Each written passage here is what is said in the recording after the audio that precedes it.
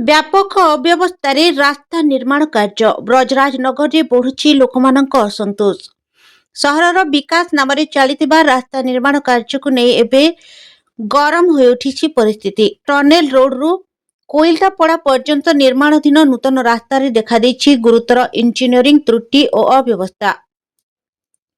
ସ୍ଥାନୀୟ ଲୋକଙ୍କ କହିବା ଅନୁସାରେ ନୂତନ ରାସ୍ତାର ଉଚ୍ଚତା ପୁରୁଣା ରାସ୍ତା ତୁଳନାରେ ପ୍ରାୟ 1.5 ଫୁଟ ବେଶୀ ରଖାଯାଇଛି। ଏହା ସହିତ ରାସ୍ତା କଡ଼ରେ ଥିବା ବାସଗୃହ ଚଟାଣଠାରୁ ମଧ୍ୟ ପ୍ରାୟ 1 ଫୁଟ ଉଚ୍ଚରେ ରହିଥିବାରୁ ଆସନ୍ତା ବର୍ଷା ଦିନକୁ ନେଇ ଲୋକମାନଙ୍କ ଚିନ୍ତା ବଢ଼ିଛି।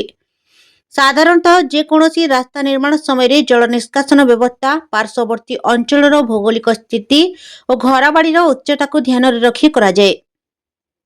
କିନ୍ତୁ ଏଠାରେ ସେହି ସମସ୍ତ ମାନଦଣ୍ଡକୁ ଅବହେଳା କରାଯାଇଥିବା ଅଭିଯୋଗ ଉଠିଛି।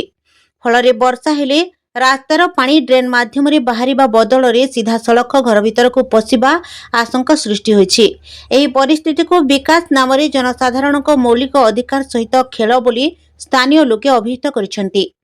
ଲୋକ ସୁବିଧା ପାଇଁ ନିର୍ମାଣ ହେଉଥିବା ରାସ୍ତା ଯଦି ଲୋକଙ୍କ ପାଇଁ ଅସୁବିଧା ଓ କ୍ଷତିର କାରଣ ହୁଏ, ତେବେ ଏହାର ଦାୟିତ୍ୱ କିଏ ନେବ ବୋଲି ପ୍ରଶ୍ନ ଉଠିଛି।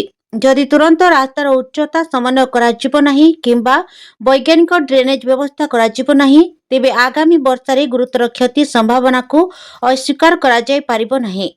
ସେହି ପରିସ୍ଥିତିରେ ପ୍ରଶାସନ ତୁରନ୍ତ ଘଟଣାସ୍ଥଳ ପରିଦର୍ଶନ କରି ପ୍ରାଥମିକ ଯାଞ୍ଚ କରିବା ସହ ସଠିକ୍ ପଦକ୍ଷେପ ନେବାକୁ ସାଧାରଣ ମହଲରେ ଚର୍ଚ୍ଚା ଜୋର ଧରିଛି।